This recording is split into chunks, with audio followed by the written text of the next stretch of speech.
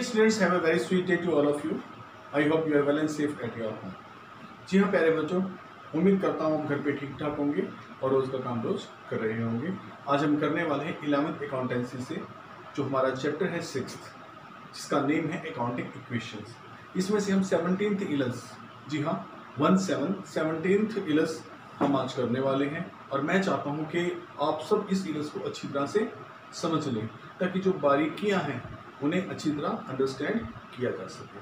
मेरे बच्चों, इसमें कुछ ट्रांजैक्शंस दिए गए हैं जिसमें ये बताना है कि कौन से अकाउंट्स इन्वॉल्व हैं, हमें ये बताना है कि उस अकाउंट्स की नेचर कैसी है, फिर हमें आगे ये बताना है उस अकाउंट का इफेक्ट क्या आ रहा है, क्या वो इंक्रीज या डिक्रीज की फॉर्म में चल रहा है या फिर कितनी अमाउंट डेबिट में लिखी जाएगी और कितनी अमाउंट क्रेडिट में लिखी जाएगी।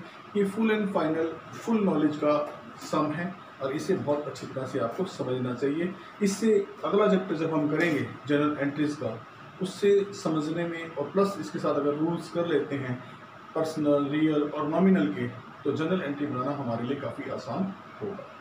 तो ये सेकंड लास्ट सम है वैसे भी हमारा इस चैप्टर का। अच्छी तरह करते हैं इसे बेटा। पहला जो इसमें ट्रांजेक्शन हुआ है ये है, पर्टिकुलर कह लें या ट्रांजेक्शन कह लें, Sukhdev started business with cash ₹5 lakh. Sukhdev नाम का बंदा बिजनेस स्टार्ट करता है, वो भी 5 लाख रुपए लगा के। कौन कौन से अकाउंट्स इन्वॉल्व हैं आपको पता है? जब कोई बंदा बिजनेस में पैसा लगाता है तो बिजनेस में कैश आता है, कैश का अकाउंट इन्वॉल्व है। और यही कैश, क्योंकि ऑनर लगा रहा है, सुखदेव ऑनर है, प्रोप्राइटर है, यही कैश उसका क्या बन जाता है? कैपिटल। तो कौन कौन से अकाउंट्स इन्वॉल्व हैं? कैश और कैपिटल। अब ये बताना है कैश की नेचर क्या है। कैश एक प्रकार से एसेट है, कैपिटल है। वैसे कैपिटल एक प्रकार की लायबिलिटी होती है जो बिजनेस की ऑनर के प्रति लायबिलिटी होती है, पर यहाँ लिखेंगे प्रोप्राइटर का पैसा, हम कहते हैं कि कैपिटल है, कैपिटल का अपना एग्जिस्टेंस है। कैश एक प्रकार से एसेट्स है, कैपिटल ही है। अब जब बिजनेस में कैश आ रहा है और कैपिटल भी लग रही है, इंट्रोड्यूस हो रही है, तो दोनों क्या होते हैं? दोनों इंक्रीज हो रहे हैं, दोनों इंक्रीज हो रहे हैं। कैश भी आ रहा है, कैपिटल भी आ रही है, दोनों इंक्रीज हो रहे हैं, इसीलिए इनफैक्ट क्या है? इंक्रीज हो रहे हैं। अब कितनी रकम डेबिट में और कितनी रकम क्रेडिट में होगी बेटा? क्योंकि डबल एंट्री सिस्टम कर रहे हैं तो जितनी रकम डेबिट में होगी उतनी ही सेम रकम क्रेडिट में भी होगी। तो दोनों में कितने आएंगे? डेबिट में भी 5 लाख और क्रेडिट में भी 5 लाख। आप कहोगे सर पैरेलल क्यों नहीं लिखा? डेबिट की रकम ऊपर लिखी जाती है, क्रेडिट उसके नीचे टू के साथ होता है, तो इसीलिए मैंने उसे थोड़ा सा नीचे लिखा है। सेकेंड ट्रांजेक्शन पे चलते हैं मेरे बच्चों। Purchased goods for cash. Goods को हमने कैश खरीदा है, नगद पैसे देकर खरीदा है। कितने पैसे? 20,000 देकर खरीदा है। अरे हम परचेज कर रहे हैं, एक अकाउंट तो परचेज का हो गया, फिर अगर हम नगद कर रहे हैं दूसरा अकाउंट किसका हो गया? कैश। परचेज एक्सपेंस है। वैसे हम जब गुड्स परचेज करते हैं तो हम स्टॉक लिखते हैं अकाउंट इक्वेशन में। असल में जब हम गुड्स परचेज करते हैं तो हमारे खर्चे होते हैं। जो हमारे अकाउंट्स है वो ये कहते हैं कि परचेज एक प्रकार का एक्सपेंस है। हाँ, परचेज करने से स्टॉक जरूर आता है, एसेट बनती जरूर है। तो यहाँ पर जो अकाउंट्स इन्वॉल्व होंगे, परचेज करना, माल को परचेज करने को हम परचेज कहते हैं। परचेज कह लो या फिर स्टॉक कह लो, ठीक है, स्टॉक या परचेज। दूसरा अकाउंट है कैश चला जाएगा, गुड्स खरीदेंगे, गुड्स आएंगी, कैश चला जाएगा। गुड्स आ रही है तो इंक्रीज और कैश जा रहा है तो डिक्रीज। अब नेचर बताऊं, परचेज एक प्रकार से एक्सपेंस होता है, ठीक है। यूं तो देखते तो स्टॉक हमारा एसेट था, पर ये है तो एक्सपेंस ना, परचेज किया गया है। परचेज की नीचे एक्सपेंस कहलाती है और कैश एक प्रकार से एसेट्स है। परचेज एक्सपेंस है, ऐसे सेल क्या होगी? परचेज अगर एक्सपेंस है, सेल इनकम होगी, सेल रिवेन्यू होगा। एक्सपेंस और रिवेन्यू में करते हैं, खर्चा हो जाए तो एक्सपेंस, इनकम आना शुरू करे तो रिवेन्यू। आगे ही बेटा इंक्रीज डिक्रीज मैं बता चुका हूं। और कितनी अमाउंट डेबिट क्रेडिट में आएगी? 20 का खरीदा था तो 20 ही डेबिट में आएगा, 20 ही क्रेडिट में आएगा। ट्रांजेक्शन नंबर 3 की बात करते हैं। परचेज गुड्स फ्रॉम रघुवीर ऑन क्रेडिट 25,000। 25,000 में माल उधार खरीदते हैं। माल खरीद रहे हैं, खरीदना यानी कि परचेज, एक अकाउंट परचेज इन्वॉल्व है।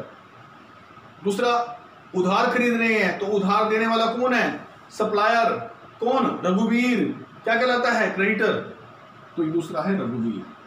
दो अकाउंट है, एक परचेज का, दूसरा रघुवीर का, क्योंकि रघुवीर जो है क्रेडिटर है, सप्लायर है, इसके नाम से आ जाएगा कि नाम दिया हुआ है। नाम ना होता तो हम लिखते वर्ड क्रेडिटर, ठीक है।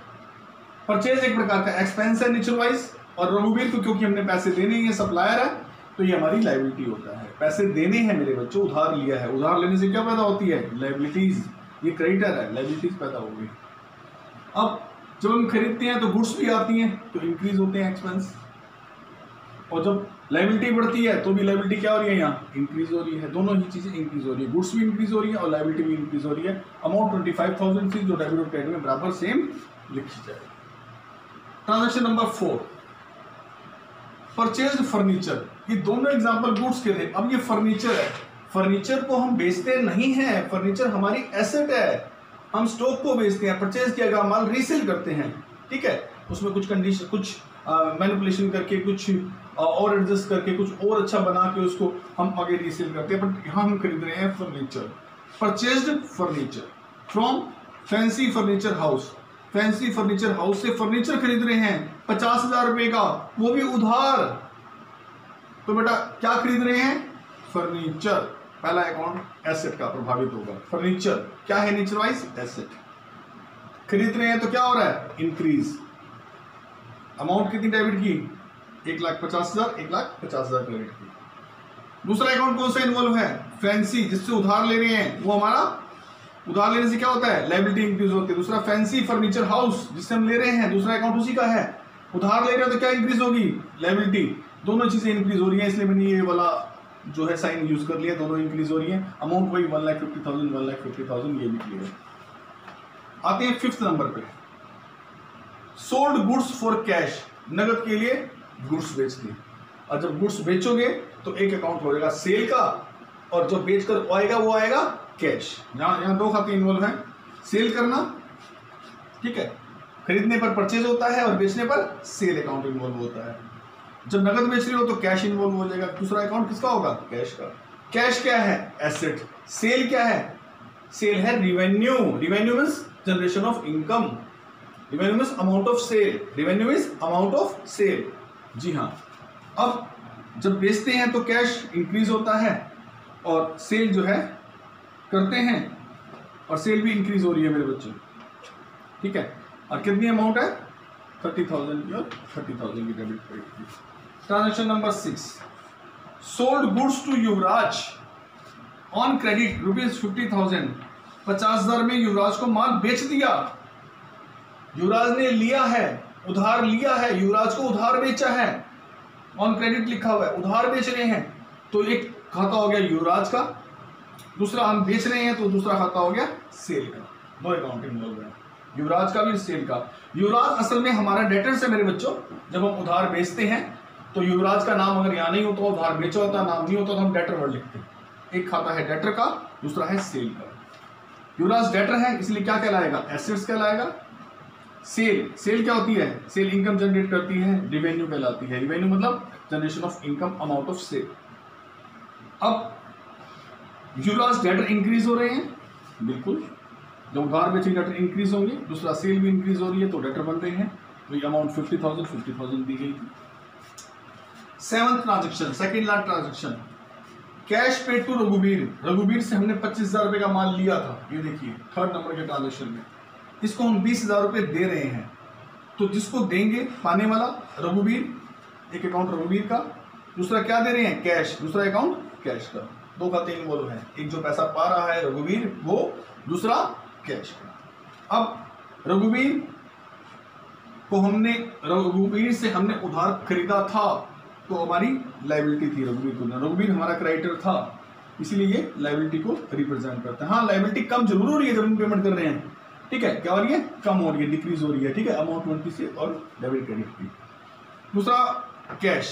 कैश तो एसेट है, बताने की आपको क्या जरूरत है, आप समझ गए कैश एसेट है। जब कैश जाता है तो क्या होता है? डिक्रीज होता है, डेबिट क्रेडिट की अमाउंट आपको मैं बता दूं। लास्ट ट्रांजेक्शन मेरे बच्चों, पेड रेंट।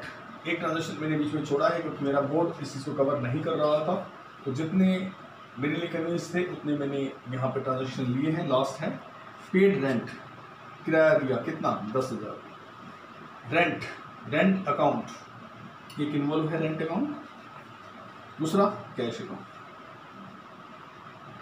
रेंट एक्सपेंस है, खर्चा है ना, कैश एसेट है। एक्सपेंस बढ़ा है, जब कैश पे किया है तो कैश घटा है, एसेट घटी है। अमाउंट है 10,000।